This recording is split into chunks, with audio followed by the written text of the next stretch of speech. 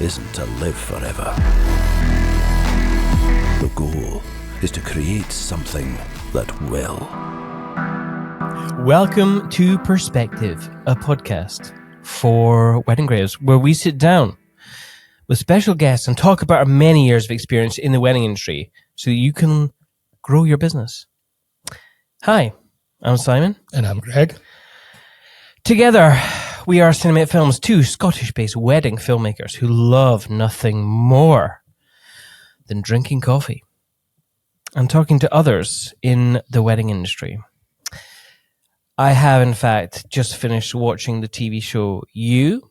So this is my serial killer, dark, sexy voice that I'm trying to do. Is that what that is? Yeah, it's not working, is it?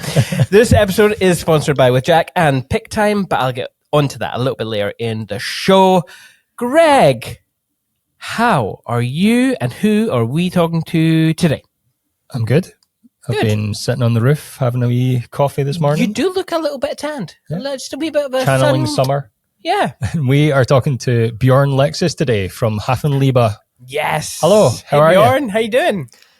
Hey guys, I'm doing fine. I didn't sit on the roof and I didn't finish any TV series recently, but yeah, I'm doing fine. Like today is like a kind of slow day for me, so it's I'm happy to have something to do on my end. That's a bit more creative than just doing like text reports or whatever you gotta do. Yeah. When it comes to running a business, you know. Did you enjoy your scenic bike ride the other day? I was on your socials. Oh yeah, I totally did. Like, you know, my wife, she's away from home for work for a few days, and so I was like, what do I do? And so I took my day off and told my clients I'm not going to reply to do anything, and I'm basically I finished editing a wedding in the morning. And then I just took my bike and went out because we had I think it was the second time this year that the temperatures were rising above like 20 degrees. Yeah. And so you got to enjoy that while it lasts, right? You never know if for some reason or some climate change reason it decides to go all rainy again. I mean, yeah. I mean, to be honest, being a Scottish person is kind of, it's difficult because at one side of me wants to be like really eco-friendly, but the other part wants the world to burn a little bit so that we can get a little bit of heat because I'm fucking cold all the time. If it's over 16, we celebrate. But Greg, Simon, what if all you got was even more rain? I mean, we'd have even more whiskey, Bjorn. I don't drink, so it doesn't matter so much to me. Hey, fair enough. No, but to be finishing up the bike ride thing, like for me, riding my bike is a big part of being like in a mental health balance state of mind, because I think you can relate to that as like your own business, like a small business, self-employee, you're basically working on your business in your mind all the time, and you need to force yourself to kind of shut off at times. And Definitely. So for me, bike riding works the best. Yeah, I find this time of year really difficult actually because you've got so many things that you want to improve on, but then you also want to be doing other things. So we've bought new kit, and I'm starting to learn a new kit. We're trying to do photography enough that we can start training AI to help us color grade and do that sort of thing. So my brain right now is just all go. So I find it really hard actually to switch off. Yeah. But before we get... What AI are you using to train? Well, we haven't used any. We've never used AI ever. If you need info on that, if you want to learn about that, you can definitely hit me up about that. I am proudly ambassador for Imagine, and so I'm using the product for like 4 years. So if you got any info you need, just let me know. Well, that sounds very good. And, well, in fact, we're going to start working with Imagine ourselves for the video AI features. So we've just got a code through. We haven't tried it out yet, but kind of looking forward to seeing what it can do. Yeah, for sure. Yeah. So that's definitely the route we'll be going, I think, is Imagine. Yeah, I mean, especially if you can combine like video editing and maybe photo editing and have it on a similar way. Yeah, it's amazing. Yeah, absolutely, and definitely going to be taking pick time, just using all their features as well to display nice galleries and stuff. So Yeah. Before we go too far, why don't you introduce yourself to our listeners? Yeah, sorry about that. So my name's Björn. I'm based in Hamburg. I'm about 40 something, close to 58 years of age, which people never believe me when they see me. So it's good. Yeah, I shoot weddings since 2012. That's when I started out. To make it, I never wanted to be a wedding photographer, but I still somehow ended up here. I started out in photography, shooting music, mostly like live shows.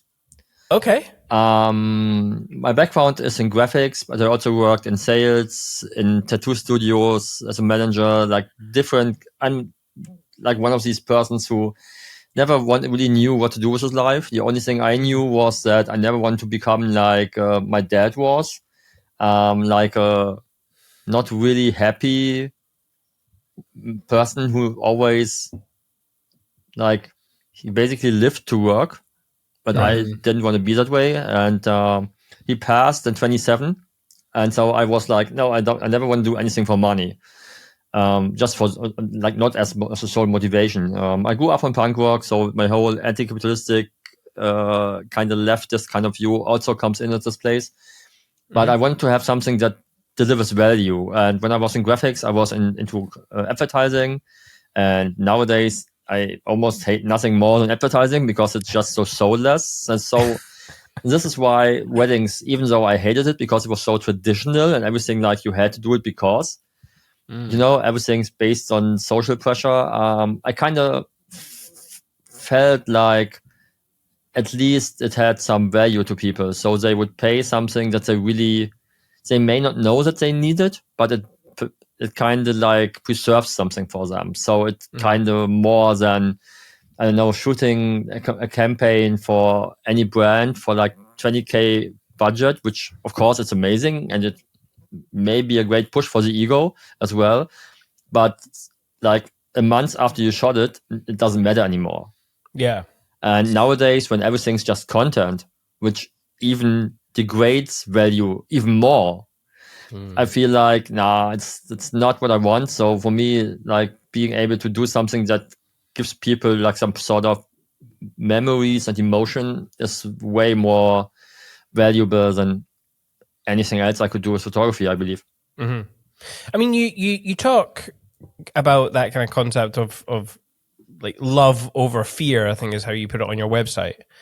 Like, how does that translate to your life and your business? Obviously, you've talked about going on bike rides and having that headspace, assuming you love to do that. But in business or any other aspects of your life, how does that come through? I would say, especially like in business, there's two sides to it. On the one hand, there's this freedom-loving guy who really does not care so much about money and is more like creative, artistic person and who wants to be something that's fulfilling, as cliche as it may sound. But I'm not like the Gen Z. I want to fulfill my life. Like I feel like, I'm close to 50 and I feel like I still want to do that. So it's got to be me. It's not something else. And so I kind of steered my business in a direction where it was more niching down time and time again to really find the clients I want to have. Okay. Even if it means making less money than maybe like mainstreamy photographers. Yeah. And maybe making it harder. But yeah, so this is that. And I think in my personal life, I come to live by the rule of I want to have a reason, not a rule. Like I want to, like having like plausible reasons to do something. Like I don't know, like I said, I don't drink, so I used to label myself straight edge. I don't know if you're familiar with this whole punk hardcore kind of underground scene where people started like to move away from the typical no future, I'm drinking to make the world better for me, kind of aspect that punk rock had. And then straight edge came in with the idea of, if I want to change the world, I need to have a clear mind, because I cannot just like use drugs to get away from reality and then don't give a fuck about anything anymore. Sorry for the F word. I'm not sure if I can drop my goosebumps here. You Awesome. can swear. You can swear. Okay, great. Because I tend to do this a lot. I learned that when I shoot weddings in England, people always tell me, "Oh no, there's kids around." And I'm like, "Oh shit." But yeah, so for me, like I wanna have reasons why I do that. And so if I don't know, if I pursue like to find clients in my work who value photography, who have an understanding of some sort of art, or at least they do not ask you why you charge so much, or who understand like if you shoot something in a weird way that other people might say like you don't shoot that way. Yeah. And you get the impression. And basically just before the podcast recording, I replied to a client whose elopement I'm most probably gonna shoot. Like we haven't signed the contract yet, but we talked for like 3 hours on a call recently, and he just sent over like a mood board for what he has in mind. So we kind of exchanged mood board ideas. And I think it's pretty amazing to find people who are willing to do that. I mean, he was the first person ever who sent me a mood board. Like, who kind of curated a mix of my photos, some movie stills, like all of that. So because he wants to have a certain emotion in the photos, I get that. He thought that it's way easier to do that in a mood board than just telling me random words. Yeah, which makes total sense, because if he says moody and I say moody, we may not be thinking the same moody. Yeah, true. It is quite an open word. I have spoken to photographers in the past who have received mood boards and stuff, or I mean, shot lists are not the same thing, but no, exactly. they've kind of rolled their eyes at their client and kind of, I mean, well, they just outright just started slagging them off to me.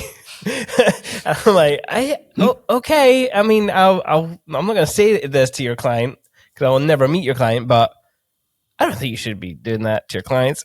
Anyway, I feel that. Sorry, just to interrupt you. I feel that maybe my commercial work that I shoot, I still shoot a bit commercial work. Maybe it helps because in this kind of space you are mood boarding back and forth with the art director, so they understand that you have an understanding of what they want, and so you kind of find a middle way, because this is like the language you speak is like visuals, and oftentimes I feel that photographers, they kind of think of it as a Pinterest shot list. Yeah. And they feel like they have to kind of copy what they got sent, while instead it's more about understanding like the kind of way people want to go. Yeah. I mean, it's all about communication in the end, like telling clients, hey, don't expect the same thing. I understand what you want, but don't expect me to copy that. Yeah. I mean, it would be like if clients like sent you guys a mood board of a wedding shot in, I don't know, Mexico or somewhere in Spain and Portugal, and then they say, hey, can we shoot this on Sky? And you're like, yeah, bring the sun.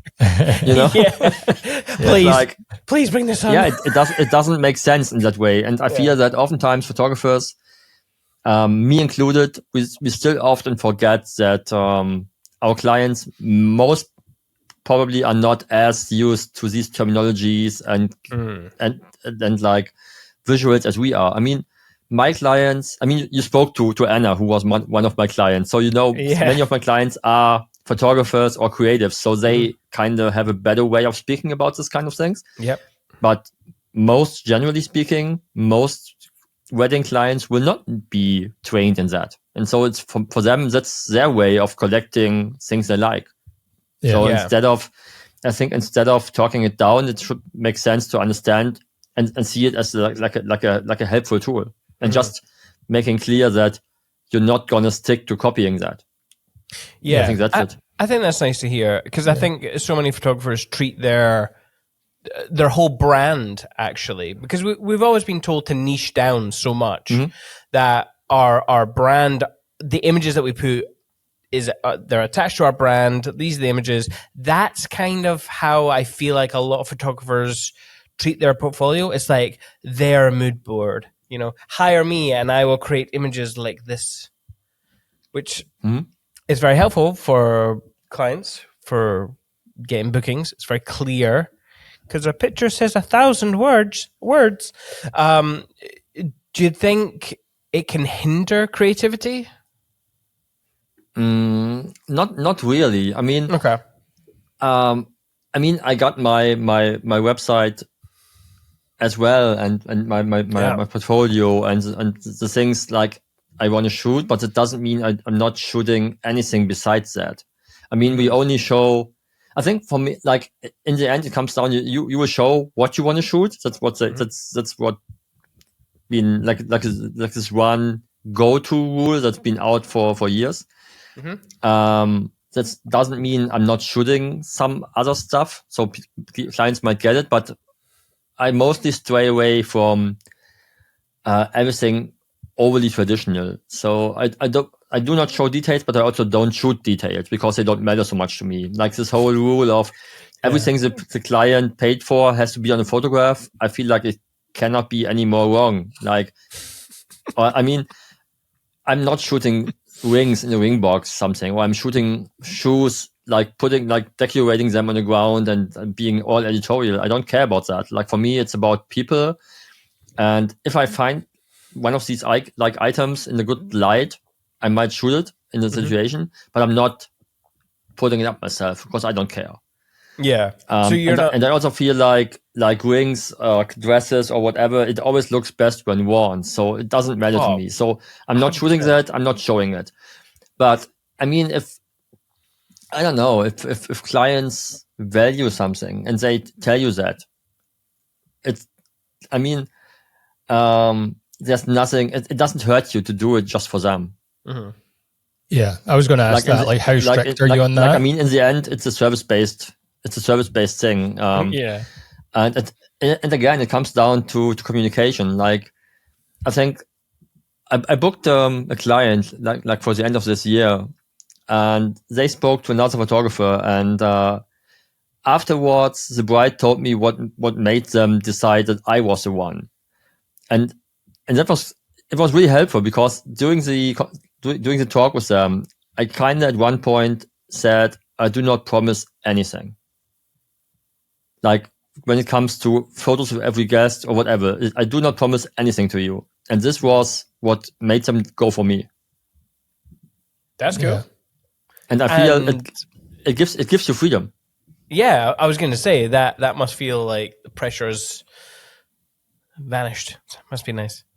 Yeah, I mean it's still there, but because I suffer from a very big imposter syndrome all the time. Like after every wedding, I feel like I fucked up and I'm the worst, and they will never be happy with what I shot. Yep. But I think it's about managing expectations, like because these people, they don't know. They most of the time have not been married before, so they don't know how it is. So everything they see is what's being thrown around on the internet. So it was boho in the late 2010s. Now it's all Vogue, and not the good Vogue, but the fashion Vogue. So I'm like, I don't know. It's like we, as photographers, and maybe it's the same with videographers, I'm not sure. I feel like we expect too much of our clients, and we kind of lose track of the kind of, I'm missing the English term, the kind of responsibilities we have also for the industry, because we are teaching them what wedding photography, what videography can look like. So and to me right now, it looks like the whole industry is gone in a really weird direction again. Like before the pandemic, everything was getting more open-minded, more inclusive, and now it's back to white, thin, fashionista people who have all the money in the world, and they spend more money on their weddings than other people in their whole life. So I don't know what's wrong with what's up with that. So it's weird to me. And I feel like we're giving people the wrong impression of what their wedding has to look like. So for me, it's really cool to be able to tell people, hey, whatever you want, do it. Like I shot a wedding last week where it was funny because they didn't have any speeches or something. So basically it was ceremony, boat ride, restaurant. And Cool. I was happy for them because they didn't have any like stage. They didn't have to like fake something or act up. But then again, as a photographer, I feel like, fuck, it's so boring because they're just sitting around talking. So what do I shoot? Yeah. Because, I'm used to kind of follow this action line to find action and reaction. And now it's like, okay, the story is they're just enjoying life, but they're doing this by sitting around, drinking wine and eating. So what do I shoot for like the next 4 hours? Yeah. So it's a A-B kind of thing, It's on the one hand I like it, on the other hand I feel like, fuck, what did I tell them? Do you use the term storyteller to describe yourself? Because I quite often find that that struggle you were talking about there, for me, is a storyteller's issue.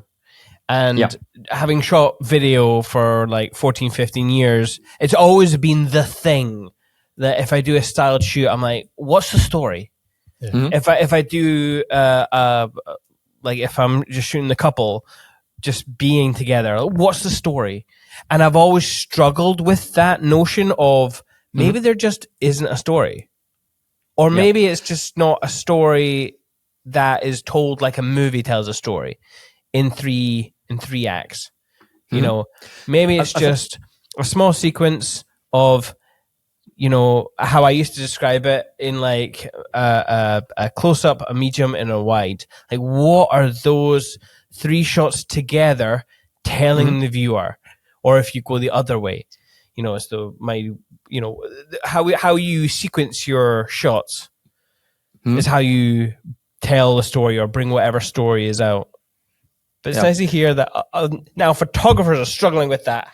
I think everybody is struggling with that. And I think I kind of see myself as some sort of storyteller, but I'm not really using the word storyteller myself so much. Like I'm telling people like I want to like preserve stories and tell stories, and but I feel like it was more like a buzzword a few years ago. Luckily it's not so much anymore, because now I learned that from one of those editorial newsletters. Now it's about vibe. It's not story anymore. It's about vibe, and so I kind of it's an interesting thing. Like, I mean, on a wedding day, I would document and not like direct. So I don't ask them to do something. Just maybe when it comes to the portraits, then I'm going to be posing a bit or asking them or giving direction. When it comes to couple shoots or lovers sessions, that's how I call them, because I don't really want it to be like a shoot, because I feel like people have some certain expectations for a shoot. So if you call it differently, you might loosen this up a bit. I recently started thinking about like some sort of ideas when it comes to story, like what could I do with them?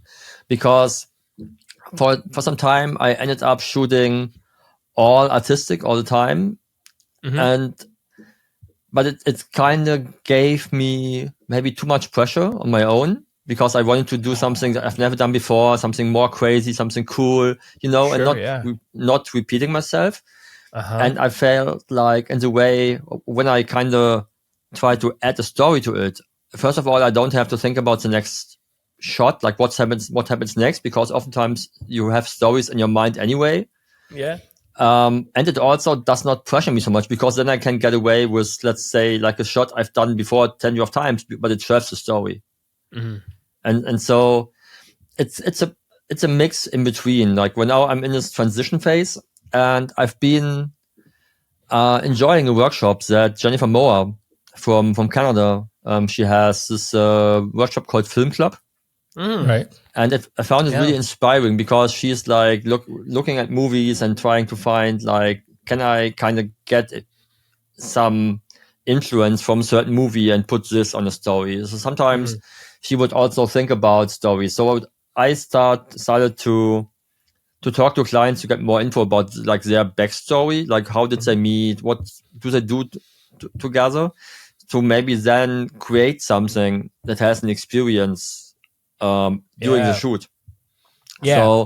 So you're not working from like, my typical shoot used to be like, I'm meeting with my clients, we're going for a walk, I'm looking around in the area for nice light, and then I'm gonna try to come up with something. Yeah. But now I feel like if I can come up with more of a game plan, maybe it's a bit, I mean, it takes more time before the shoot to come up with ideas, but then again, I kind of start to think about locations. Where do we want to go? Like, where's the connection for them? Like, what can we do? Also, I feel that it could be more meaningful for them because it kind of integrates of like who they are. Like, for example, in 2017, I shot a series for a company of a friend of mine who produces running gear. And by the time the models were he himself and his girlfriend by the time, now his wife. And it was my first time shooting running. And so now I have the series up on my wedding website as well, using it as a lovers session for couples. So to show people, hey, you don't have to pose, you don't have to dress up. We can go to any place, and if your quality time is go out and running, let's go and shoot that. And so I can have photos of them running, hugging, like celebrating maybe a new fast pace or whatever.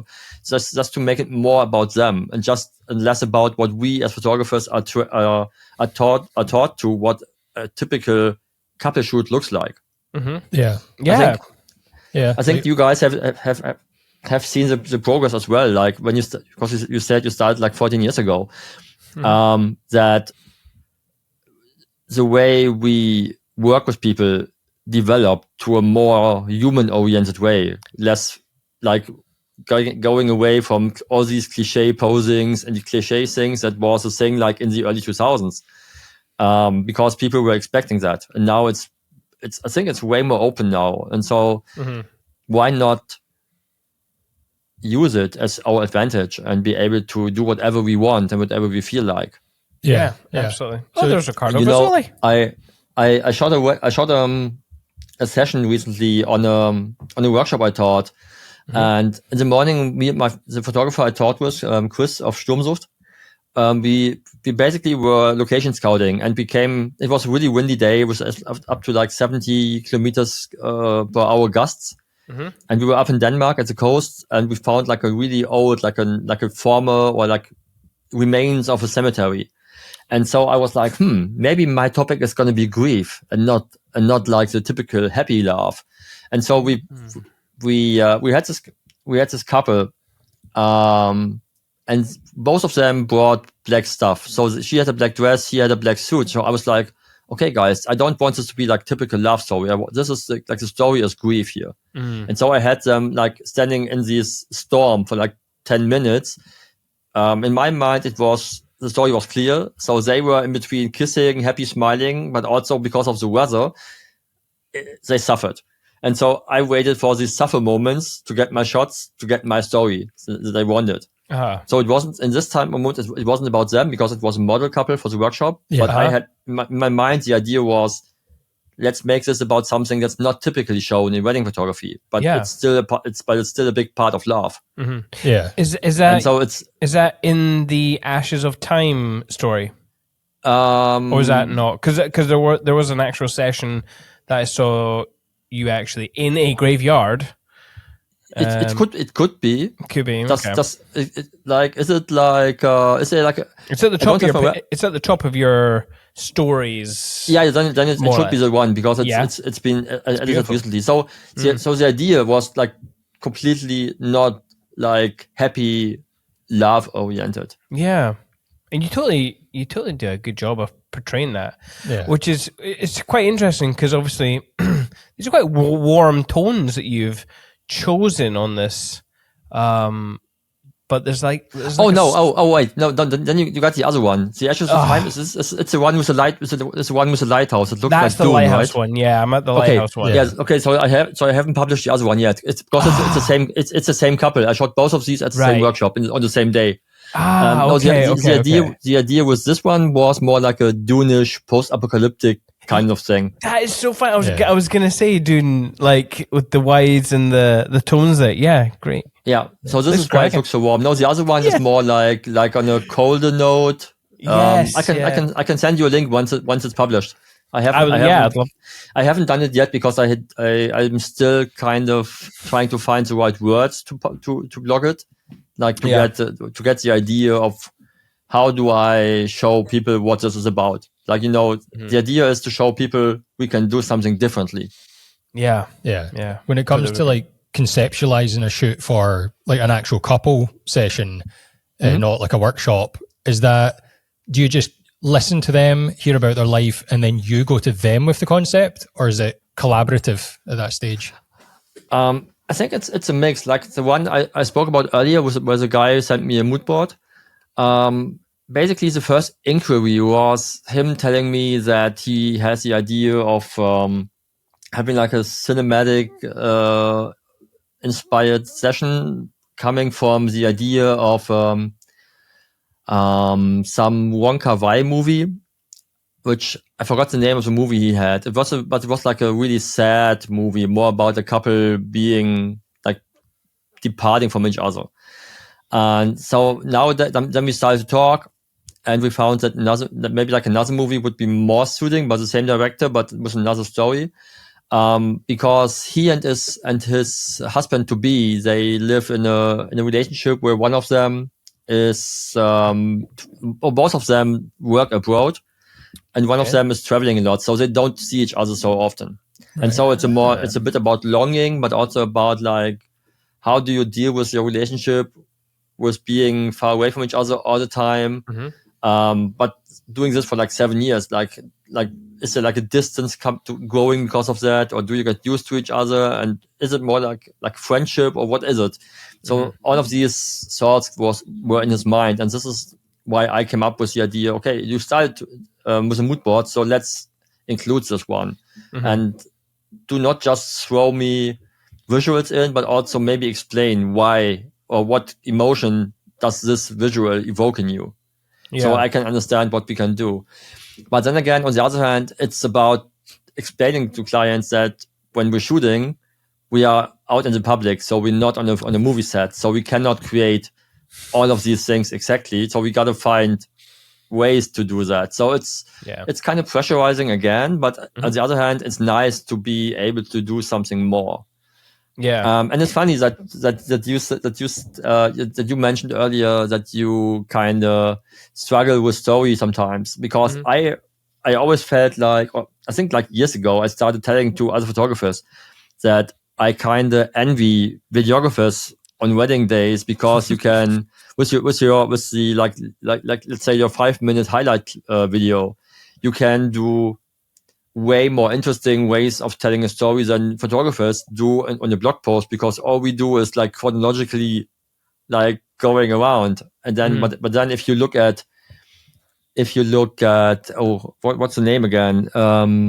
I'm pretty sure you know him, Remy from the Netherlands. Maru. Oh yeah, Maru. Yeah, Maru Films. Maru, yeah, of Maru, and we spoke at a workshop together on Gran Canaria a few years ago, and we spoke about like how much easier it is if you have audio and video, and you can split those channels, and you can have like, let's say, like vows being over visuals from a different part of the day, and I think it really opens up what you can do. But this is like, for me, not having to do that. So maybe, the grass is greener on the other side. So maybe it can also not just allow you to be more creative, but maybe demand to be that, and then maybe you feel like, what do I do now? Yeah. Actually, maybe I do want to speak about this. Could you kind of touch on this ever so slightly? Galleries. So when we were at Thrive, Sophie Bernard was going through a whole load of galleries, and I could see a whole bunch of photographers and how they laid out their galleries. And it was very much like you just said. It was exterior wide, exterior medium, exterior tight, details, bride, groom at the bottom of the aisle, and then it kind of just played out like that. I want to hear from other photographers, because in my mind, I mean, that's very helpful to be able to like find a spot in a wedding that you want someone to go to, and it plays out like the couple would assume it would play out, and as it did. But you don't need to put your gallery like that. I'm trying to remember, was it Eric Rene years ago when I had this conversation with him, and I looked at his gallery, and he started off with, I want to say like hands holding or something, or hands reaching out to each other. Something conceptual rather than there's where we are, there's where we're going, you're in it, you're there. It just, you don't need to, like, you can play around with the order of images, and I don't think a lot of photographers do that. And I get it, you're at the end of the set, like this is at the point of delivery more or less, like when you're putting the gallery together, you're thinking, I've seen these images so many times, you just want to get them out to your clients. I understand that feeling as well, but play around with what your gallery looks like, because I do that with film, and I have done for quite some time. Like I'll end it at like the vows, say, because in my head the vows are it's the reason we are here, and so they're going to be the last thing that I'm going to make you feel and remember in the film. So that was my intention. That's cool. Yeah, I feel like, I mean, I'm not sure if it's laziness or if it's just because we are used to that. Like I didn't really rethink about galleries, but I'm constantly like considering new ways of showing the story on my website, because I mean, if I were like looking for a wedding photographer and I would go on to see like 4 or 5 websites, it all looks the same. So the moment, like when I look at my friends' wedding documentaries, like the blog posts, I know that they're starting out with getting ready, and then it's like the ceremony, and then maybe portraits, and then it's a party. So it's, I know I can scroll to a certain point and I will find what I'm looking for. Yeah. But then again, I think maybe it's laziness. Maybe it's not being creative enough. I have, like for some of my weddings I shot, I have certain ideas how I could show that differently, because, for example, I shot a wedding in Greece back in, I think it's also 2017 or maybe 2016, where we were on a small island in Greece, and I have a shot of the bride looking over like the sea towards the chapel. And in that moment, she told me that they chose this chapel because they love the place so much. And she said, when I die, I want this blue, the last thing I see. Oof. And so my idea was for the blog post to start off with like a photo of the chapel, or just the sea, or just her standing there, and then like maybe adding like some text and saying, like, like a movie opening scroll or something like that. Which of course in a video you can do this way more easy. You can have the shot, and you can have like voice layover. But so, like, for example, I mean, if you look at my website right now, when you open like one of these stories, it comes up with like with a movie scroll. So we have like the intro hidden, and then like some text scrolling above. And I'm doing this on purpose. But I need to put more work in that to get more story in the post, but I didn't found time to do it yet, because then again, you got to do SEO stuff and whatever. So it's always like this kind of juggling in between. Like, how do I make it interesting, but also helpful for people. Yeah. And so maybe doing it over artistically kind of does not get you new clients because they don't understand what it's about. So I don't know. It's like there's so many different ideas about that in my mind, and it's but there's only so little time to do that. We're going to interrupt this podcast to bring you an advertisement for PickTime. Our buddies at PickTime, we love PickTime. If you want to elevate your business, PickTime's maybe the way to do it. It's an online gallery delivery service. It's a really good looking one, which is initially how we got into the service. It just looks better than all the other kind of platforms that we personally use. Yeah. We've over time got to know the owners, got to know the people behind it. Lovely people, great support system there as well. There's just so many tools at your fingertips with PickTime, but the marketing and the blogs and the slideshow features. Yeah, there's so much more than just a gallery delivery service. You've got all those things that Simon was talking about. You can create your own blog from it. You can create slideshows. One new feature that I really love is the vendor network. It's where you can use AI to curate a gallery for a specific supplier. So you could use AI to gather all the photos of the flowers and send them to the florist, and they would have that gallery specific just for them. It's kind of a mind-blowing feature. Yeah. And we might as well be taking advantage of AI before the uprising and it starts taking advantage of us. So let's just all bear that in mind. Yeah, and not to mention the built-in store, and that way you can just make more money while also having a nice, aesthetically pretty gallery. Yeah. And if you want to sign up today, you can get a free month if you use Perspective at checkout. Yeah. So if you want to test it out for free for a month, go for it. Take your business to the next level with PickTime. I think when it comes to galleries, I can see why people do it chronologically, because that's where all the images are. You've got maybe 500, 600, 700 images delivered there. Yeah. So that's understandable. But with a blog post or something more like that, it does make more sense to get a bit more creative and try and guide the viewer through the thing instead of just being like, here it is chronologically. Yeah. I think the blogs where people could get a bit more interesting. Yeah, I mean, if you look at it from like, let's say like a cinema influence point of way, you could treat your blog post as a movie trailer. Yeah. And it does not really start with the same scenes like the movie starts later on. Mm-hmm. And so maybe if the gallery is a movie, like the blog post could be the trailer. Maybe this could be like a thing. Yeah. In video, we're always told to have like a hook right at the start. Yeah. I think people have kind of caught on to that as well, with social media and TikTok and stuff being like, you need to hook someone within the first 3 seconds, which is absurd.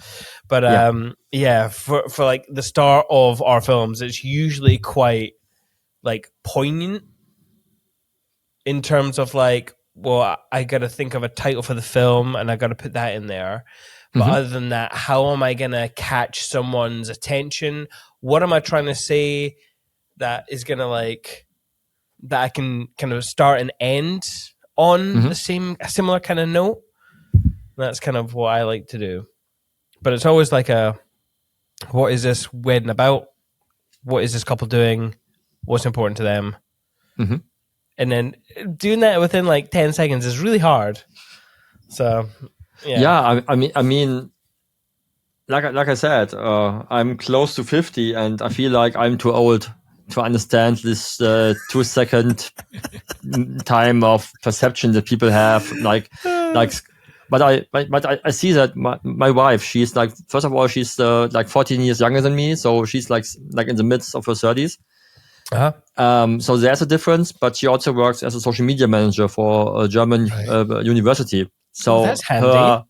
Her destination or her target group are people about to go to university. So it's like people in their 20s. Yeah. And the way they need to market is so different. And I feel like I struggle with that a lot. This is also why I don't do any reels or anything, because I don't enjoy this format. And I feel, and I don't know. It's like for me, I don't know. It's not my kind of thing. I mean, I love looking. Like, I still have to listen to the episode that you did with Andrew, because I think what he's doing is fantastic. But I couldn't see myself doing it. But maybe I just need to find my way of doing it. So the way he did it, maybe. So like I said, I still have to listen to it. Yeah, it's a really good episode actually. If you haven't, listened to it, I think you can learn a lot from him. Yeah. Yeah, you know, the thing about social media is it always just looks so effortless for people. That's the thing that gets me. It's the effortlessness of which people make the content, and I'm like, are you really smart, or am I just really dumb, or am I just like why is this not catching with me? Like what's going on here? What's going on? I just learned from on a talk I had with some friends of mine a few days ago. They've been to way up north, and they said there was a speaker. I unfortunately can't recall the name, but it was more. But there was this one sentence. Like, I always explain this in a way more elaborative way. But he said basically what the speaker said, like, you should not compare your chapter 2 to another person's chapter 7, chapter 8. Yeah. And I feel this is kind of accurate, because on social you don't see that. You know, you don't see all the misses, all the shit that's gone wrong. And the same with photography or videography. I mean, you don't see the shitty photos someone has. Like, you know, I mean, how many of the big stars, if you look at the full gallery that they deliver, you feel like, oh my God, what the fuck is that? You know, I've seen, I don't know, like, I really love to curate my gallery, but I've helped organize workshops with people from the US over here in Germany, and I had some of my friends from the US coming over as speakers. And when they showed like full galleries, I was like, "Fuck!" If that was me, I would be embarrassed, because it's just way too much. Like, I don't need 15 variations of the same photo just to please the client. Yeah. Because for me, I mean, they feel like it shows variations to the client, and they can choose whatever they like best. To me, it just says laziness. Yeah. And I think to the client, it would seem the impression would be like overwhelm. Yeah, the amount of photographers who have said, "Oh, I give the gallery," but they haven't booked. The clients have said to me that they're gonna put together a photo book, but they haven't done it yet. It's been 3 years. I'm like, maybe that says something here, and I don't think it says something about your client. I think it's you. I think you've given them fucking 5,000 million images, and they are just it's a fucking marathon. Make it a sprint for them, and they'll do it. Like, I think people kind of they kind of see it as a service to their people, to give them more, because they kind of promise. Again, they set estimations. They're promising, like, I don't know, for some photographers say at least 100 photos per hour, and I'm like, that's 2 photos per minute that need to be good. Yeah. What the fuck? You know, it's crazy. And then again, I mean, if nothing happens, what are you going to give them? Boring photos? I don't know. But then again, I mean, especially, and I think now in the age of AI, it kind of gets harder, because now people who don't have a certain quality approach to their work, and maybe are not OCD on doing manual adjustments or whatever, they can just throw 5,000 images at the AI. They got to pay for that, of course, but then they can just deliver that. I mean, they use AI culling, and then they feel like the AI shows the best photos, not being creative in any way, not knowing who's who on the photos. It's wild to me that people do that, but they do. And then it's no wonder that they give 1,000 photos in a gallery, because it takes them like 10 minutes or what. Yeah. And I didn't totally admit at the very start that I was trying to do that. DJI. But the thing is, I mean, I see AI as an assistant. Like, it can bring me to a good starting point and do the things I feel are tedious to me. Yeah. But when it comes, for example, to culling, I mean, AI cannot think creatively. It's trained on, I don't know, whatever that it's trained on. It will tell you what's the best photo on technical aspects. Like this is the most in focus or the sharpest, but it doesn't see anything about the photo. Yeah. And it doesn't see story. So for me, it's like, I don't know, when I create a gallery, I kind of select my keepers, and then I start like adjusting them around, like saying which is my opening shot, which is then like, and then again, like, do I need these 3 more, or is the story being told already? Do I have to add 3 more photos just because they are okay photos? So, and then again, I kill my darlings because I don't need them maybe so much. And maybe my client would like it, but if it's a non-exciting photo of just a person that's just standing somewhere, why do I need it? If I have several other photos of the same person, maybe, or even if I don't have other photos of the person, if it's a photo that doesn't say anything and it's just a nice photo, I don't know. Yeah. Or if they're never going to even heart it or print it, like, what's the point? All they're going to do is scroll past it every time they're in the gallery. Yeah. I feel that oftentimes as photographers, we feel that we want to shoot this, so maybe their friends see this photo, and then they are happy that you shot this. But then again, for example, I booked a wedding for September this year, of a couple who I knew the groom since like 10, 15 years or something. And they've been guests on a wedding I shot in Portugal like in 2018 or something. And there was a nice photo of him and his soon-to-be wife. And I asked them if they ever saw the photo, and they never saw it because the couple from Portugal, they never delivered the photos to their friends. And I think many clients don't do that because it's their photos. And so the whole idea of taking a nice photo of someone because they might book you in the future, it's not existent. Yeah. It'd be interesting to hear from people, because obviously with like PicTime, you can see who logs into the gallery and everything. Yeah. And their big thing is the AI face search. Yeah. So they're encouraging people to share it with their friends and family, but how many people are actually sharing it with their friends and family? It's hard to tell. I mean, coming from Germany over here, privacy is a big thing for people. You know, Germany, I think besides Austria, is maybe one of the few countries, maybe if not the only countries, who have a certain, like the German law has a certain part in it that's basically the right of your own image. So if someone takes a photo of you, you would have to agree, and in a written way to agree that you are able to publish this photo. So it's not like in the US where someone says, if I am not allowed to show the wedding, I'm going to charge them $5,000 more. Yeah. In Germany, it used to be standard that people would lower the prices to discount if they are able to use it. But then again, if my client allows me to use the photos, they cannot allow me to use photos of the guests because it's like a gray zone. Like where in the end, if no one's suing you, there's going to be no trial. But it's really a grayish kind of thing because actually I would not be allowed to use the photos due to German law. Yeah, and so I think it's tough. It sounds quite familiar to our laws over here. And I wonder if any of our listeners out there might know this better than I.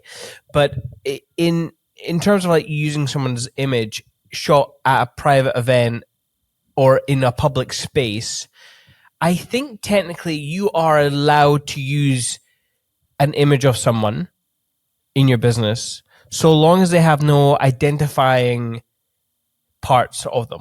Like if they had their name and address and their face, nah, that would be a no-go, I'm pretty sure. You would not be allowed to. But if it's just like a random Joe Schmo in the background of an image, you can see his face, but it's a portrait of a couple, that's okay. Yeah, as far as I'm aware. Like I said, in Germany, it's different because of, I think it was Bismarck or whoever who kind of added this law to because he was displayed when he was sick or something, and he didn't like that, so they introduced this law, and it's pretty wild. I mean, most of the time, clients are understanding that you need these photos because they booked you because of the stuff you showed them, and so oftentimes they are about that, but it's not like, I don't know if you like in the US shooting like any celeb, and you have to sign an NDA. It's more or less like it's more or less every wedding here is like that. Yeah. And I remember years ago I shot a wedding where the ceremony was led by some local politician, and they told us we cannot show the ceremony at all because we cannot show this photo this person on the photos. And I'm like, great. So there's no point of me showing the wedding at all because a big main part is missing. But the couple again got a discount because they allowed us to show it, And so it was like this. Am I now going to tell them I'm not discounting you because your celebrant tells me I cannot show the photos that he's in? It's a weird situation. Yeah. That must be an absolute nightmare. But let's talk about more interesting things than law.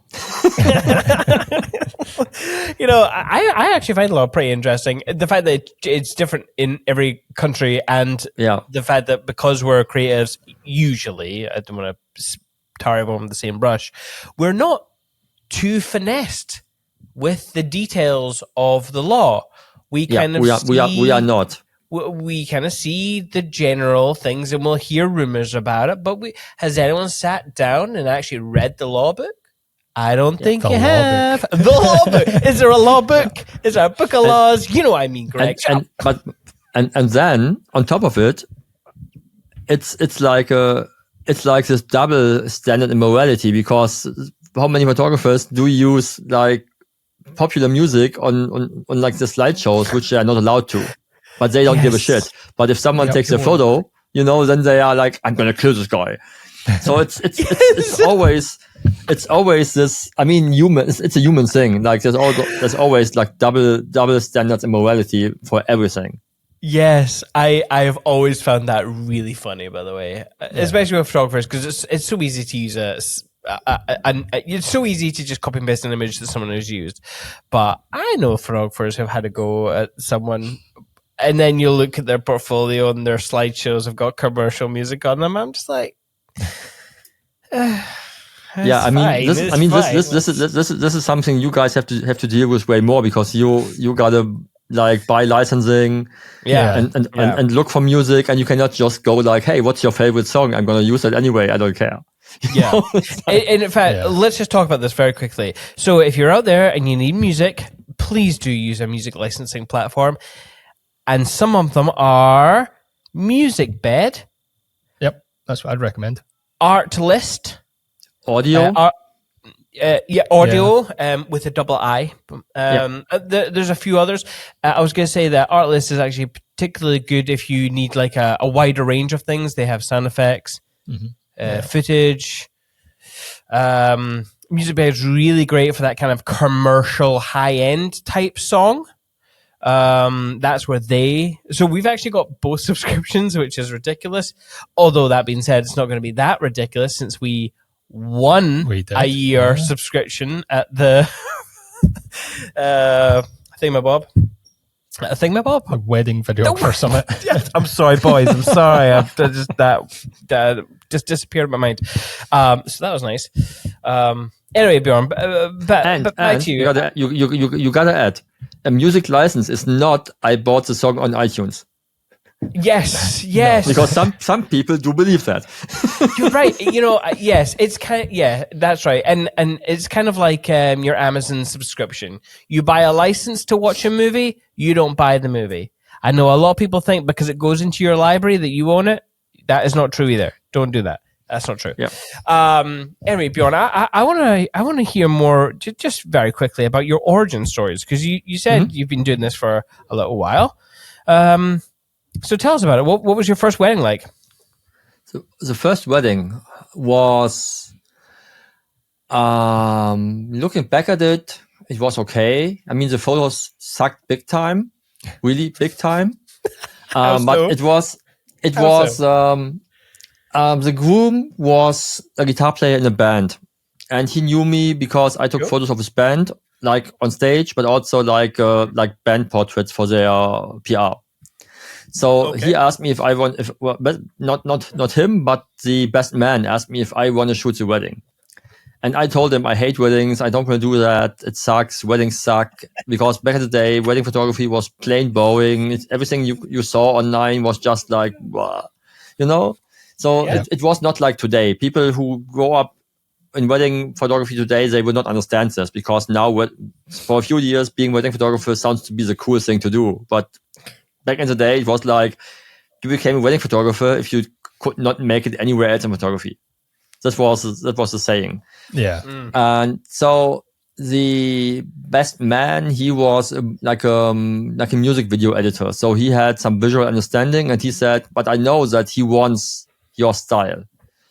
And so I told him, okay, I can do that. After I think he invited me to dinner 5 or 6 times to kind of convey me to do that. I was like, okay, let's do that. But please hire someone who knows what he's doing, just in case I totally fuck it up. Okay. And so they got someone else who, in the end, they said they liked my photos better, which, looking at it from today's point of view, I don't understand why, because both sucked. Like, mine sucked, but the other ones also sucked. So, but yeah, then the second wedding was a wedding that a friend of mine shot. And this was his first wedding, and he was like, "Hey, you did already shoot one, and I know that the couple likes your portraits of people that you shoot besides weddings. So, do you want to join me, and we can kind of make it through together?" Oh, you were his safety blanket. That's nice. Yeah, it was like, we told him, like, both of us are maybe blind, but maybe together we got one eye, this kind of way. And it was a fun wedding to shoot because the groom was around it was all about the FC St. Pauli fans. I'm not sure where in Scotland you guys are based, and if you're into soccer, into football. I am. Greg is, Simon's not. So St. Pauli is like the close friendship club to, I think, to the Celtics. Right. And so it's like a leftist, anti-fascist kind of club, and the reception was inside the stadium, and so everything was a bit more loose and open and different than a standard wedding. So I was like, yeah, let's do that. And it was fun. And then I was like, okay, let's do that. I know what I'm doing now. I kind of understand it. So I started offering weddings, because you got to make a living somehow. Because before that, my last job before that was in sales.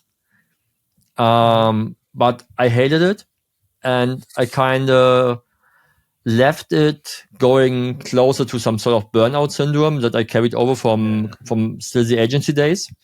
Mm-hmm. And so I kind of had to do something. So my girlfriend by the time and we talked about what can I do, and she said, like, hey, if you want to pursue photography, try that, because you're good at it. And I was like, yeah, but what if I don't make any money? And she's like, I would rather have a happy partner who has no money at all than the person who has money but is spending his life in a job he hates. And so this was my kind of like final, let's say, permission to pursue it. And the first 2 years, looking back, was like standard weddings. But then I think in 2014, I went to a workshop of Sean Flanagan. I don't know if he still sounds the name. Well, he used to be running. He had a book out. Did he not? Did he have a book out? Did we buy I'm not sure. Like he was doing this. Sure. His brand was called A Fistful of Bowls. I think he's still active, but he's not really doing so much anymore. But he came from the punk and hardcore scene in the US. And I saw his images, and it kind of followed the way I want to go. And I was already I was doing the same stuff, but maybe it gave me some confirmation of, hey, you can do whatever you want, and people will find you and book you. Yeah. And so this was my so did you basically when I got deeper into that, and when I niched down even more. So getting like going more into like a darker website, and maybe a more moody edit, and going away from the standard traditional wedding stuff. Yeah, it sounds like you quite quickly got to the point of wedding photography is more than just a job. Is that sort of true? Yeah, I mean, maybe not as quickly as I would love to. I mean, it was still 2.5 years. And I think it fully switched in 2016, so after 4 years, where in the beginning of 2016, I was booked to shoot this elopement I mentioned earlier in Australia. And when you were sitting on a plane for like 24 hours, you got a lot of time on your hands to think about stuff. And the hardest part for me was like thinking about, what if I mess up? Like they have me flying over from Germany to Australia. What if I mess up? Like, well, why me? Why not someone local? And yeah, I don't know. It kind of gave me another point of view on it. But I mean, honestly, my point of view on weddings and wedding photography basically changes maybe all the time. Like, because you make new experiences, and then I got married myself. You shoot weddings of friends and you learn more about what matters to them. Maybe that. And maybe with time as well, you kind of get tired of the industry. So you maybe shoot less for epic, and then you just want to do what you want to do. I don't know. It's like, it's a constant evolvement. I feel like I don't want to be complacent, and I don't know. It's like, I think the biggest fear I have is to have it bore me. So I would stop doing it, because with graphics, I did that. I kind of lost interest in doing graphics, because it kind of, I lost my passion in it. So I didn't do it anymore. So when I started photography as a business, my biggest fear was, am I destroying something I love? But turns out now it's like 14 years in. There was ups and downs. And with the pandemic, business was really crappy, like with everybody. And then because of my own way of coming out of the pandemic, it was even harder, because I was dealing with anxiety issues and these kind of things. So my business was really slow. So I was like, fuck, do I still make money off that? But then again, it's kind of what gets me moving. Like, I still love photography, and I still love shooting weddings and elopements. Maybe nowadays elopements more than big weddings, because I enjoy it way more. But then again, it's still like, I think my passion goes for giving people something of value to them, and not selling them something they don't need. Like, I don't know, basically any product you can buy nowadays. Most of them you don't need. We just buy it to maybe like get some sort of feeling of happiness for like 5 minutes, and then it ends up in the corner and you don't use it anymore. These kind of things. Yeah, that's actually true. I was thinking about this recently, actually, about the things that I buy personally. What I spend most of my money on is things like media, or like video games or board games or vinyls, like something that has like a very specific me time attached to it. Yeah. I've never been a guy to buy tons of clothes. That being said, I've recently just bought my first piece of item off TikTok. We'll see how that goes. But other than that, like, I do spend a lot of money. I just don't know what on, if I'm honest. But it seems to be experience attached to things. Yeah, it's funny. It's funny because I just spoke about that with my wife, telling her like she's buying so much clothing, like this third pair of sunglasses, and I was like, why is just not one good enough? But then again, she did her apprenticeship, like being what's the English term? Like her job was to basically create visuals in storefronts. Oh, like a stylist for window. Yeah, window dresser. Window dresser. A window dresser. Yeah. Some of these jobs nobody needs anymore, and nobody pays anymore for that. So this is why she's doing something else now. Yeah. But she grew up with that, and I said earlier, I come from this punk rock background. I don't understand consumerism so much. So for me, it's like, I don't know. I still wear hoodies I bought 10 years ago because they are still not damaged. Yeah. And most of the money I spent is for my business. Then maybe PlayStation games. Oh yeah. Vinyls, not so much anymore because my amplifier got broken, and then again we have plastic. They're not very good. But then again we have a cat, and the cat jumps on the record player. So if I would buy vinyl now, it would just mess it up. So I gotta be honest. I stopped buying vinyl a few years ago and just listening to streaming music anymore. Yeah, fair enough. Maybe when the cat's gone in a few years, it may change again. But as I was playing in bands myself, and we released vinyl ourselves, I have like a small collection of like a few hundred records. Mm-hmm. But yeah, it was meaningful to me back in the day. Nowadays, I feel like I spent most of my money for the company. Like, some new subscription here, some new tool here, some new design tool over here. Like the next WordPress plugin because your website sucks for something else, and then you find out everything sucks, and you might need a new website, and these kind of things.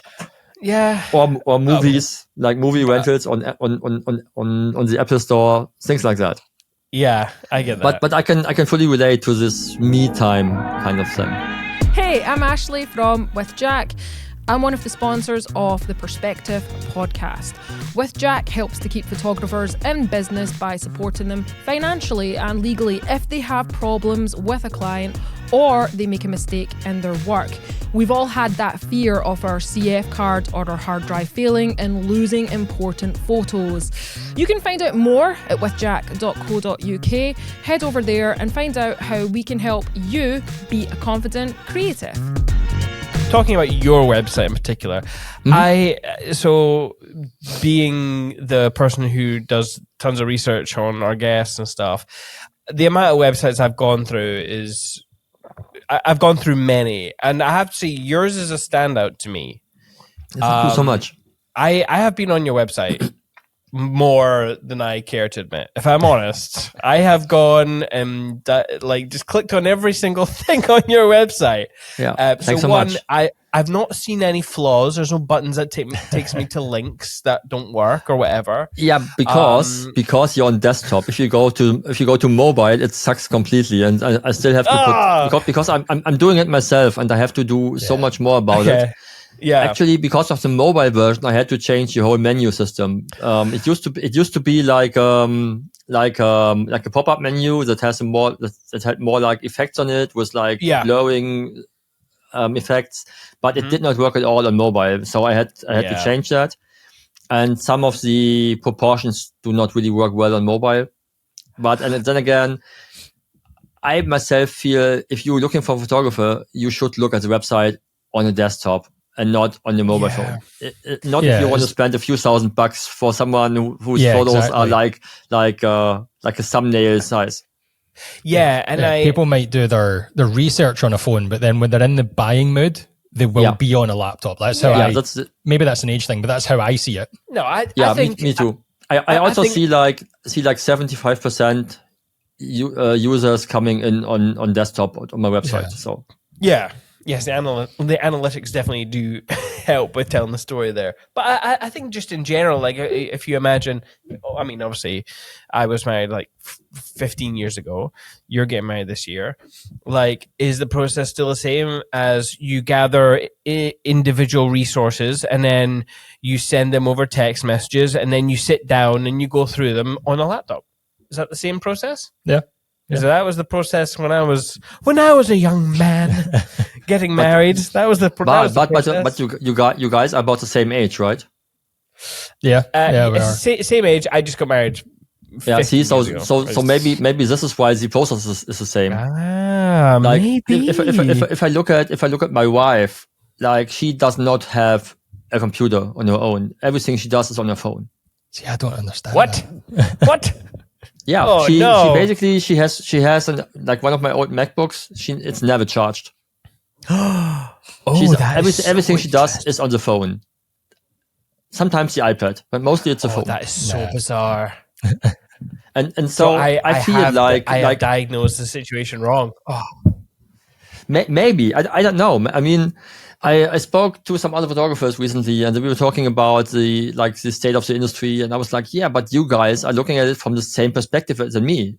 We are like in our 40s. We've been in the industry for the same amount of time. We do not have the fresh lens anymore. So maybe it's the same kind of thing.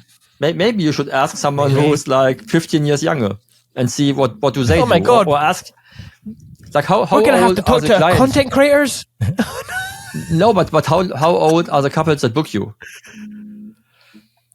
So interestingly, last year, I noticed an increase in age. Yeah. And I was like, is this to do with how we're marketing, or is it just people are getting married later? But I mean, like, there was quite a fair bit older.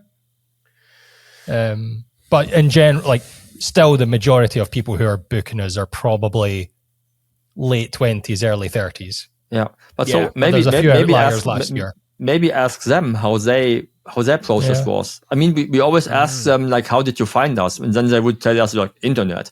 But maybe ask them for, like, what the process was. Not how did you find me, just out of curiosity. Yeah. What was your process when you started out?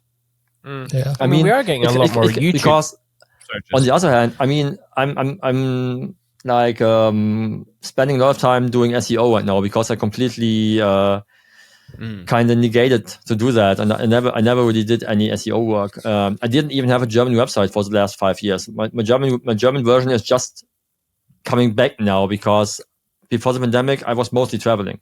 Yeah. So maybe it's interesting to ask clients other things, like after they booked you, maybe after the wedding, even ask them for the process.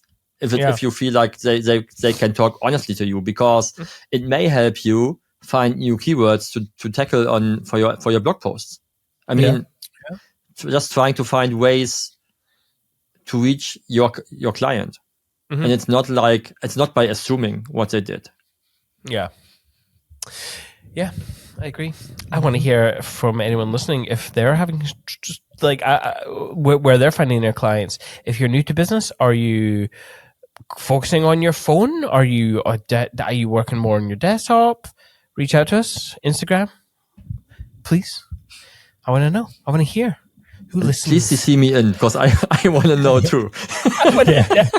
I'm an old fart. What do I know? You know, it's all assumption and being like judgmental on my own ways. Like, this is like, because I mean, how often do we feel like what we are doing is the best and only way? Yeah. Even if we know it's not true, we still feel like it is. Yeah, I know. It's like, I mean, there are so many tools out there to read analytics and stuff. Sometimes it can feel like you're reading the tea leaves. You're kind of, well, you've got the numbers. Maybe this is the story behind the numbers, or I don't know if anyone else feels that way, but it's also the case that, like, we're all so ingrained in this industry that we use terms and things, and we're like, oh, well, people obviously refer to it as this, so that's the keyword I'll use. But do couples who are not in the industry know what to search for? Yeah. Nobody. Like, I just really had like an afternoon of researching, because I was trying to find a German term for elopement, because nobody knows what elopement is, but every photographer uses that. Yeah, and then it's like, okay, what do you Google? Is it like wedding, just the two of us, or is it just like intimate wedding or whatever? There's nothing like that. None of this has any search volume. Like, I think in Germany, like the closest would be Hochzeit zu zweit, which is like wedding just the two, and it has a search volume of maybe 160 per month. It's nothing. Nothing. Yeah. That's crazy. So what is it? What do people search for? Or is it just not a market? Because nobody knows it's a thing. You know, it's hard. Yeah, I feel like in Scotland, there's always, well, I don't know how far back the history goes, but obviously Scotland is kind of fairly well known for its elopements, in terms of like back in whenever people used to run away from England because the legal age was a lot lower in Scotland. So they used to come up and get married. And that was like, I think even the term elopement was used back then. I think so, yeah. So I think it has a historical element to it. Yeah. Which I find quite interesting. But yeah, talk us through very quickly the gear you use. I know it's very boring, but maybe there's something in your bag that's kind of unique, or you bare bones. I don't think anything is really unique. I'm not a gearhead per se. Okay. Like right now, it's like my backpack has, what does it have? Like 2 Nikon Z8. Okay. 35, 85, and 50 mil. But I would say 95% I shoot with a 35 mil. Yeah. 35 mil has standard filter on it, like a black mist. Okay. I think it's pretty common right now these days. It is quite common. I love it because it gives me like the cinematic aesthetic I want. Yep. And besides that, flash for the dancing part. That's it. I travel light. I just switched to Nikon last year. The years before, I was on a Sony. But yeah, now it's the Nikon. What made you change? Say again? What made you change? I had the chance of grabbing my hands on the Nikon, and to be honest, I never really enjoyed using them back in the days. I started out with Canon, so back in the days, having a Nikon in my hand, everything was just the other way around. I didn't understand it. Yeah, like, it's kind of bizarre. Everything was different, was just like mirrored. And I was like, what the fuck, why? And so then I made the switch to Sony because they were the first ones to deliver a camera that would be able for me to do both my sports commercial work as well as weddings. So I shot with the Sony A9 for like 6 years. I think I bought it in 2017 and I stopped using it last year. Oh, yeah. And basically, Nikon was just, I had the chance of getting it in my hands. I loved how it felt. I loved the colors. And then again, of course, it was a price point because 2 Z8s are the same price as one Sony A1, more or less. Yeah. Yes, that is true. It's a bit bigger and heavier now, but it feels better in my hands. So my hands are less crampy because even if I have small hands, and the Sony was nice, but I just love the colors that come out a lot. With the Sony, it was more like a hate-love relationship. I loved everything about the camera, about the colors. Yeah. Yeah. You know, fair enough. I mean, I'm one of these guys who uses, like I said, I use a filter on top. But then I use an extra software just to put grain on my photos. Yeah.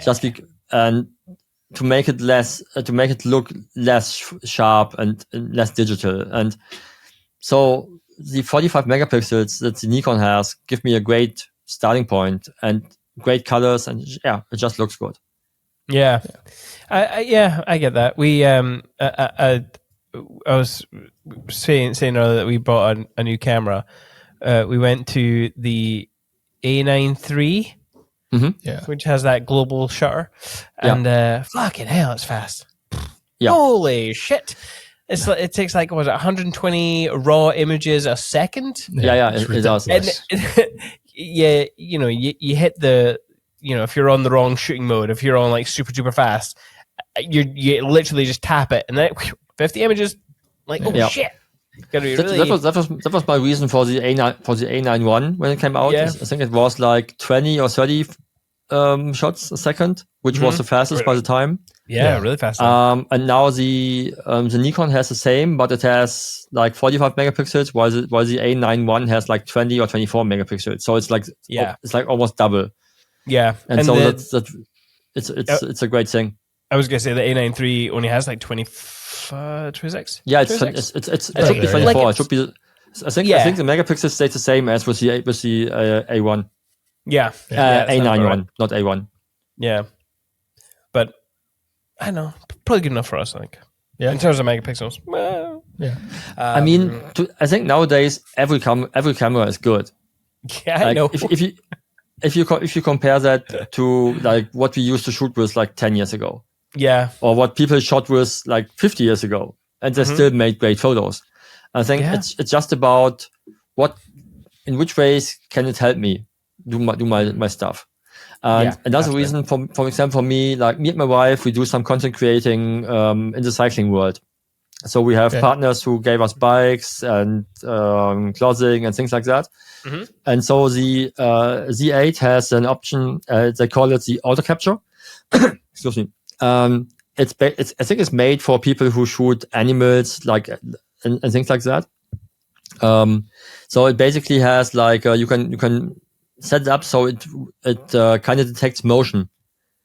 So for example, I can tell it to detect motion that's coming in from the right, moving to the left, and then it will start shooting once something enters in a certain point. So for us, it's amazing because we either have photos of me or her because one has to shoot it. And now I can just bring a tiny tripod and can have photos with both of us in it. Yeah. And it starts capturing that. So it's just like a tiny thing, but it helped me in my work again. And so that was like maybe one of the small things that made me choose it on top. Yeah. Oh, that's cool. That's cool. Do you have any like prisms or anything like that in your bag? No, I didn't not anymore. See any. No, I didn't see not anything anymore. Like that, I sometimes pull out my phone and reflect something off the phone screen. Yeah. I think when Sam Hurd started doing these things back in, like, I think he started the whole prism thing. It was either Sam or I forgot the name. There was this other guy, some US nerd physics photographer. I think it was at Newsom, maybe at Newsom. I think those were the guys doing prisms Newsom? And stuff. Jeff Newsom, exactly. They were doing these kind of Ring of Fire, prism-y kind of things, and I loved it. But at some point, I was like, why do I do that? Is it like, what's the purpose of it? Like, you know? Yeah. I mean, sometimes it can help me blend out like chaotic parts of the photo. Mm-hmm. But then again, I felt like, do my clients understand that, or do they just feel it's weird? So it's, for me, it's really stripped down, and I would rather take more attention towards what's happening and finding good composition instead of trying to play around with gimmicks. Yeah. I think I think I quite like gimmicky things to try. More for like whenever I'm doing like an abstract shot. Yeah. And I think reflections and flares and that they all make for really cool images, but never meaningful images.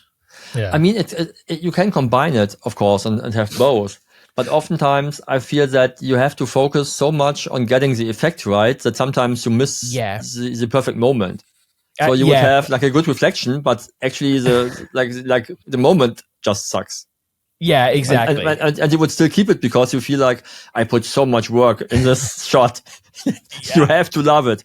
Yeah, exactly. I think it's like double exposures when they had the time when every camera was able to do it. And then I don't know. It's like a friend of mine. He just compared them, and I found it hilariously funny.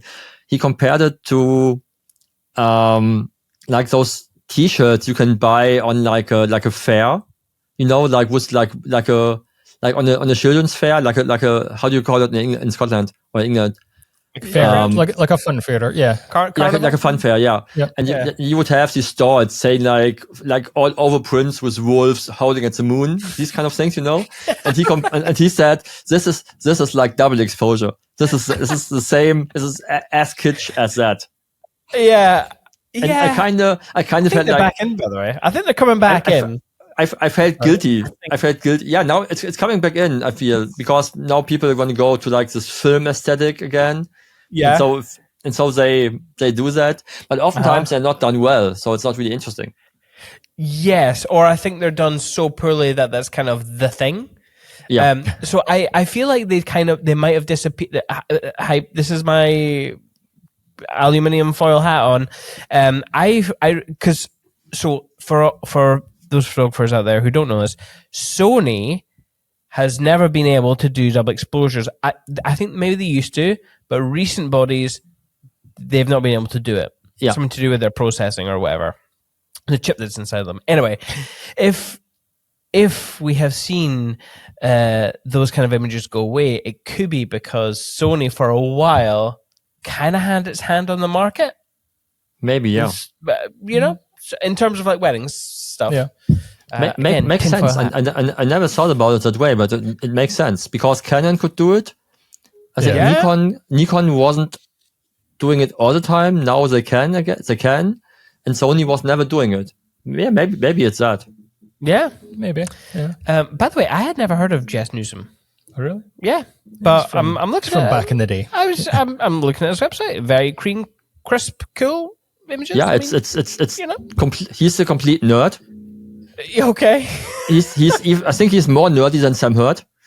Oh, God, really? All right. Okay. yeah. They are good. Can't imagine that. I think if I'm not, maybe I'm wrong, but I feel like I read somewhere that they are close friends, and it makes total sense. Okay, fair enough.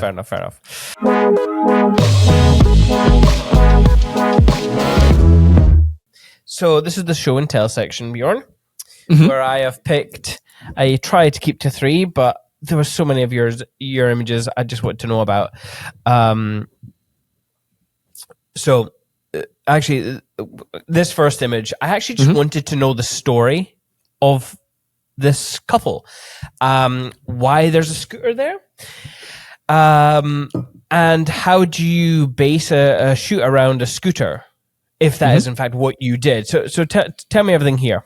Okay, so these two, it's interesting because he's a photographer as well, or he was. Nowadays he owns a model agency for best ages, but I got to know him as a commercial photographer. And when I started out doing photography, I was assisting him in a few shoots. Okay. And so when he got married, he knew that he was going to reach out to me because he knew that I went not into the commercial way that he did, but to weddings. So he loved my work. We never lost touch. And both of them, they have this connection to the, like this 1960s Northern Soul kind of, late 60s England subcultural thing. So the scooter is his passion. So he has some of them. And I think this is like a very rare kind of scooter. I have no idea about that. Like the only thing I know are bikes. I don't even have a driver's license for cars. So I'm totally out of this motorist game. So he had the idea of me. Basically, I shot the ceremony and then we took portraits, and that was like the whole thing. That was like a really short job. And like the location that they're standing in front of, it's like a leftist alternative music club, and they also spend lots of time over there. So basically, it's a connection of passions, and cool. and hence also the outfits. That's why they look that way. If you know that they have like this connection to the 60s England, I think you can see that in there. Yeah. That's cool. Yeah, they definitely have a look, and they're very stylish in it as well. Yeah. By the way, the idea was to kind of get also like the posing a bit like the 60s photos were, like this typical mod kind of thing. Yeah, and that definitely comes off. No, I was just going to say the only thing we had to get rid of, which I liked, was the more, let's say, patriarchal thing. Most of the time, also in the mod scene, it was like the cool guys and the girls admiring them, so we had to be like on eye level. Okay. Yeah. No, I was just going to say, last year was the first time I'd heard of or been introduced to Northern Soul. Had no idea about this subculture, which seems mad because it's massive. But yeah, but it's so subculture and so out of away from any mainstream thing. So I think it's hard to learn about that if you don't have any connection to that. Oh, sorry. Yeah. So this is the next image. So I actually really love this image because it was it's one of my favorites. Yeah. Okay. Great. It's one of mine on a deep emotional like level for me. Yeah. Just the hands on the shoulder, all the hands grabbing. Obviously, there's her makeup is running down the face. I wasn't exactly sure what point of the wedding this was, which is also kind of like I give bonus points for any image that stops me so I can think. Yeah. So I just wanted to hear the story of this. Yeah. So it's Lisa and Chris. They have it's a special couple, like, because it's a mix I would have never thought I would see. Mm-hmm. He's in the army. He works in the German army, and she's a musical actor. So it's like for me it's a really weird mix. But they say they kind of like, she's like this whirlwind and he's like really laid back, but he says he needs this, like, her kind of character in his more, let's say, life that's directed by rules and officers, and so it's like this yin and yang kind of thing. Yeah, and the ceremony was completely free spirited. So that was the idea behind this, was that they had a celebrant speak, and they wanted to have all the guests share their energy with the couple. So basically, everybody was laying hands on shoulders of the person next to them. So this is how it kind of gathered. So that was completely during the ceremony. So her makeup was basically ruined the moment she entered the ceremony room because she started crying so much, which I feel makes it even more cool, because with all this glitter in her face, she looks even more beautiful because it's all over the place. And I think it makes it way more human than the perfectionist, I'm looking amazing, because I feel she still looks amazing, but she looks like, this is me and I don't care about anything else. Yeah. It's really cool. It's also like the image has a feeling like you are part of that energy. Like I can imagine there was hands on your shoulder as you're there. It wasn't. Actually, it was hard to shoot that. By the time, for like 3.5 years or 2.5 years, I shot together with a friend of mine. So we were two photographers by the time, and we had a videographer right behind me. I'm so sorry. And it's okay. He's a good friend of mine. He's a good friend of mine. So it was okay. And it was the only time we ever worked together. So it was fun. But he's one of those videographers, and if he hears that, I'm sorry if I'm saying this, he was a lazy fuck, because he was shooting, he was shooting with one camera on a monopod. So it was him standing with the monopod all the time. And I was always like, fuck, move, go somewhere else. Move out the way. It's one time for a reason, buddy. Yeah, and so it was kind of hard to find my spot, especially because I'm shooting with a 35, so I want to be in close. Yeah. So I knew that I would be standing in his way now, but I was like, it's his decision to shoot on the monopod. If he's not flexible, that's not my mistake. Yeah, 100%. I mean, I think that's just a lot of videographers shoot with a monopod to try and be nimble and be able to move to some degree. Okay, but they still don't. Anyway, so I actually wanted to ask about the focal length, because to me, this doesn't scream to me as a 35, because it feels so close and intimate. You would have to be really close, to get a shot like this on the 85 on a 35. I remember when I started shooting out, I had some role models into German wedding photography, because they were really amazing artistic photographers. And I remember when I met them first, they were asking me like, "Hey, why do your photos look so close?" And back in the day, they were shooting on Canon 35, and I had the Sigma 35. Okay. And I kind of remember that the closest distance you would have to have away from your subject was smaller on the Sigma than on the Canon. So this is why I was able to get closer to them. And so I would tell my clients, it can be that for some reason I might touch you with the lens hood because I'm getting so close, because I want to get the photos that feel like I'm close by, you know? Yeah. And there are photographers who feel like they can shoot this on the 70 to 200 because they can zoom in, but it feels differently. It does feel differently. We spoke about that on the last podcast, how someone was trying to mean something, but they picked a focal length that made it feel the opposite. Yeah. Specifically, it was a drink reception, and they wanted to feel like you were in it. Yeah, you're not when you're looking in from the outside. Yeah, exactly. And it made me feel like I was on the outside, and that's not a good feeling when you're at a social event. Just everything being so wrapped around and full. I just thought, I actually thought this was a 50. And when you said you had a 50 in your bag, because I can't imagine being that close. But wow. But in this time, I didn't have a 50. I'm kind of thinking if it may be like a 24, but I'm pretty sure it should be. No, it must be like a 35 because I think my 24 broke the year before. Yeah, and I didn't get a new one because I didn't use it so often. Yeah, just a stunning image. So, but I can look it up. Let me see, because now I'm curious as well. Okay, I got my catalog open. I got the photos here. Let me see. Just my NAS has to follow up. We can talk about this. It's also 35. Yeah.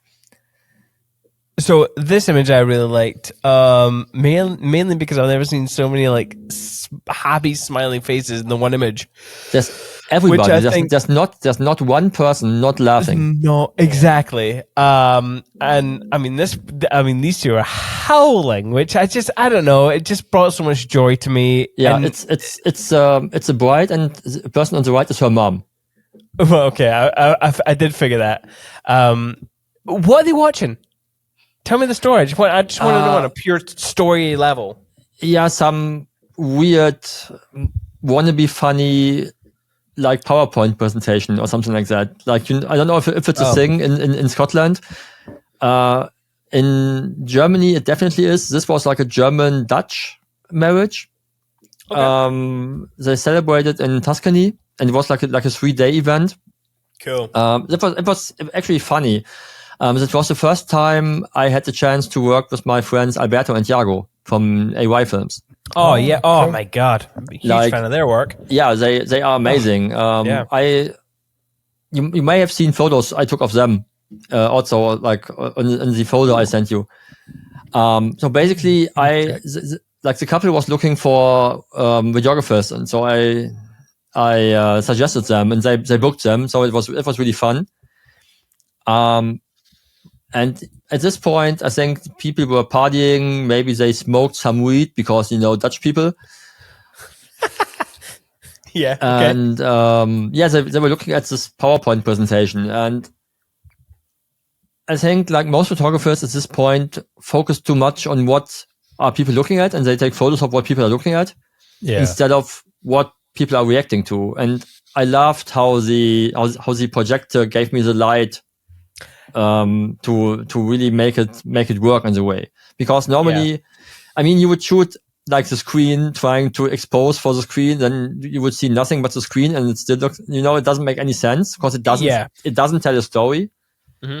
And so for me, I would at some point I understood that it's not worth it, and I would rather wait for the moment that tells me way more about the situation than like the photo of the screen.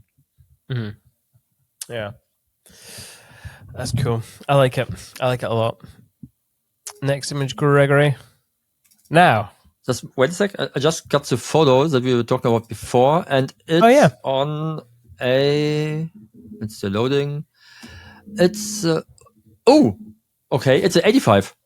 Oh, it was an 85. Okay. 85, interesting. Because it did feel really close. Yeah, maybe. So yeah, very nice. Did I crop this a lot? Let me see. Maybe not the photographer's worst nightmare. Not so much. Sorry, not the videographer's worst nightmare. Yeah, maybe it was because of him that I didn't do the 35. Maybe, but it worked out. Yeah, because like I said, normally I shoot like 95% of my images are 35. No, it's not even. It's not even really cropped. It's just 16:9. Okay, so it's 85. I love that. There you go. See, I have no idea what I'm shooting with. Sometimes I cannot even tell the focal length. And if I have it makes me feel good because I was like, that's not 35. That's too close. But it's also not a 50. It's also not a 50. That's also not a 50. I know. I'm such an idiot. All right. So this next image, I was looking through your gallery and I didn't see many double exposures. That was my first assumption with this image. It's not a double exposure. No, it's not. So I'm assuming this is this is like in a. I'm looking at the background bushes. Yeah, like a reflection, and this is like on a bus. Yeah, it's a shop window. Yeah, even better. I just love this image. The fact that you can actually make out what was being reflected. Yeah, and it could be her, even if it's not. Well, that's the thing, because it is such an intimate part of the body. Yeah, and they're standing quite close to each other. And because it's black and white, you can't tell lip shades or whatever skin colors. So it's very well done. Thank you. And again, it was sometimes, like I said, it's just by luck. Sometimes you just find these opportunities, and then you just gotta try. But it's not. I mean, yes. So luck, because obviously you're there and stuff. But if you're not looking for these kind of things, you can miss it. So that's true. Yeah. Yeah, I think I remember getting burnt out and going to my very first filmmakers workshop. We'd never done a workshop before. I went and I was just like, oh my God, I'm doing things all wrong. And I started looking for like reflections or making things abstract, dirtying the lens, just trying to tell the same story in a different way and what that meant when you're watching it back. Yeah. So I love reflections and puddles and glass, and if it's wonky glass, even better. I just love it. I love all those things. I feel that we oftentimes tend to do the same thing over again without looking at the world. And this is why I love watching movies so much, because I feel like movies, they are always evolving in the way they tell stories. Yeah. Sometimes a bit too much, because they only rely on like virtual effects. Yes. But then again, you can draw so much inspiration from it, like how you compose shots, how you tell stories in a different way, like what kind of things kind of evoke which kind of emotion. And then also looking at others, and I not mean like copying what they do, just trying to understand what about their work is it that makes you feel? Like, why does it stand out to you? Is it like composition? Is it techniques they used? Is it the emotions they evoked in people? Yeah. And I think this is way more inspiring than just trying to copy like photographer's pose, or like try to cut a video or edit a video in the same way that you guys maybe did because they liked it, and like and then try to make something up out of nothing, and trying to copy something with, I don't know, with a whole different people's story. I remember that Ricardo of Creative Wedding, he was also at the workshop I mentioned earlier, where Remy was and I was speaking of Maru films, and I can't recall if it was Remy talking to Ricardo or the other way around, but they mentioned that they shot a wedding where they had heard like vows that sounded pretty familiar to them. So some groom copied vows of a different video. And I'm like, how God. Uninspiring can that be? Could you imagine? And I think that's just humans. Like we oftentimes like kind of confuse or mix up inspiration with just blatant copying. And I think if it's not like stealing, is not copying. Like stealing is kind of finding out, what do I like? Like, for example, if I look at Fer Horisti's work, I love it. And you can definitely see influences in some of my portraits as well to what he does. But I'm not trying to copy that. I just feel like, what is it that's interesting to me? And that is like having people, like he, for example, he would have people moving in these photos, and I want to be like, have them more like, they could be like an object, like a stiff object, just standing there, being part of something bigger. Like, so this is my way of doing that, and trying to create a portrait that has people sort of like part of an art piece that they can put up on the wall. And I always tell my clients, I want this to be something that you could put up without your friends thinking you're egocentric assholes. Yeah. You know, like, Yeah. or not having like this, let's say, mainstreamy kitsch portrait of you, like being all cute somewhere, because nobody wants to see that. Like, if I go to my friend's home and see that they have a photo of themselves looking, smiling at the camera, I feel it's weird. Right enough. Yeah. I mean, we have some of these photos up in our kitchen as well, but it's my like my wife's mom, she printed out some photos from our wedding and gave it to us. So we had to kind of put it up somewhere. Yeah. You know, but it's would not be the photo I would put up. I would put up some other photo of us. Yeah. Yeah. Cool. I get that. What you were saying there reminded me about, I think it's Austin Kleon's book, The Steal Like an Artist. It's like you take inspiration and then put your own spin on it. And it's not copying, it's then becoming your own thing. Yeah. I remember his Patreon for a small while. Well, about a year. It's good. Yeah. If anyone's looking for some different kind of inspiration, journaling, all that kind of stuff. This last image, I just liked it because you're playing with shapes and tones, and I see a familiar face. You do? And silent. And Anna is actually standing in the shower. Oh, it's right. Okay. So I actually always make this joke to Greg. I always end up in the women's bathroom doing like photo shoots or like video. I have this short but really cool story to tell. I shot a wedding in London of a lesbian couple, and they were really introverts, so they didn't want to go out to shoot portraits. Okay. But they wanted to celebrate in their in their favorite bar. So they were like the whole wedding took place in the how you call it? How do they call it? Like in the Camden Locks. Oh yeah, okay. Yeah. So the Camden Lock Market, it's not exactly a place that's empty, you know? Yeah. So, very busy. So we were inside this restaurant inside the Camden Locks, and I was like, okay, I need to find places to shoot portraits somewhere through the day. And I'm not, like, I shot the whole wedding basically on ISO 6400. So it was just dark all the time. And so I found this place that has nice light, but it was the women's bathroom. My second shooter, she was into it. She was going inside to the toilet, coming back and saying, hey, this looks like a great place, because it was all gold and lots of mirrors and it looked amazing.